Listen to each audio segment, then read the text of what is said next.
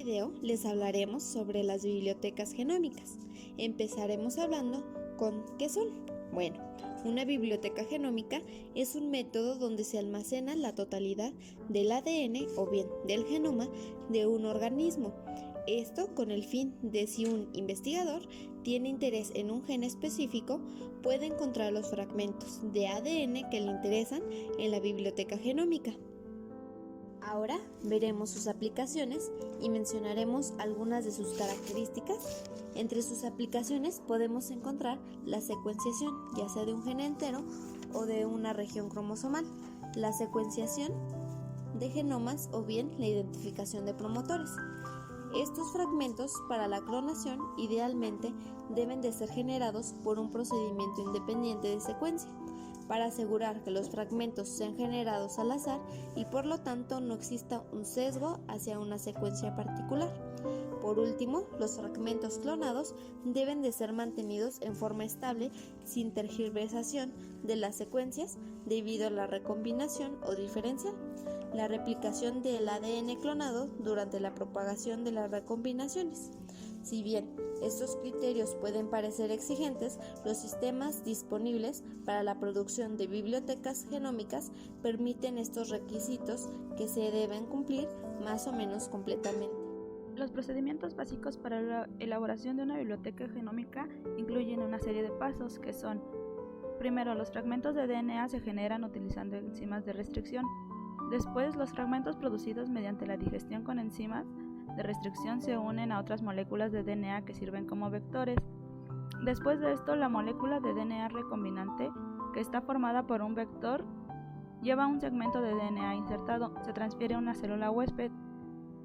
A consecuencia de esto, las células se replican y las descendientes heredan un DNA recombinante, creándose una población de células idénticas que llevan toda la secuencia clonada.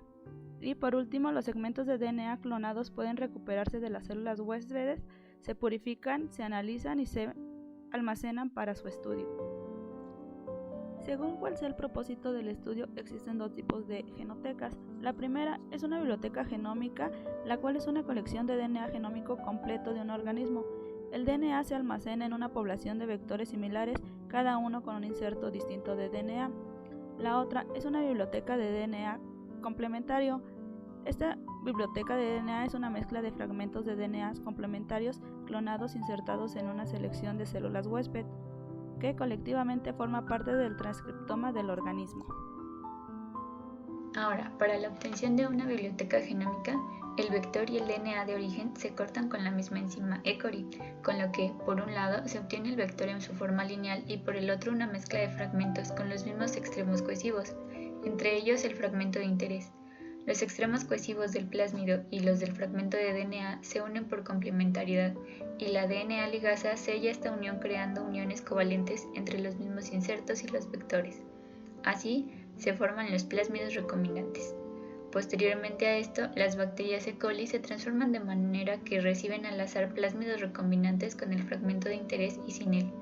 Las bacterias se dejan crecer en cajas de Petri con un medio de cultivo sólido, que contiene ampicilina como un marcador de selección. Solo las bacterias que incorporaron el plásmido podrán crecer. Cada colonia se origina a partir de una única bacteria que sufrió repetidas divisiones. Los distintos plásmidos recombinantes formados en la reacción de ligación estarán representados en la población de colonias conformando una biblioteca genómica. Mediante la técnica de hibridación de colonias se detecta cuál de ellas posee el plásmido recombinante con el inserto de interés. La colonia se aísla y se cultiva en medio líquido. Así se pueden obtener cantidades de plásmidos recombinantes suficientes para análisis y manipulaciones posteriores. Las bibliotecas de ADN complementario se construyen a partir de ARN mensajero de un tipo particular de célula, de las cuales se produce ADN complementario utilizando transcriptasa inversa. Se obtiene ADN de una cadena que va a convertirse en ADN de dos cadenas por acción de la enzima ADN polimerasa 1. Este ADN se somete a la reacción de transferencia terminal y luego el ADN resultante se clona. Esta genoteca se encuentra formada por ADN copiado in vitro, a partir de la enzima ADN polimerasa ARN dependiente. Por esta razón contiene únicamente información correspondiente a los exones. Los fragmentos resultantes de ADN complementario pueden clonarse en fagos o plásmidos.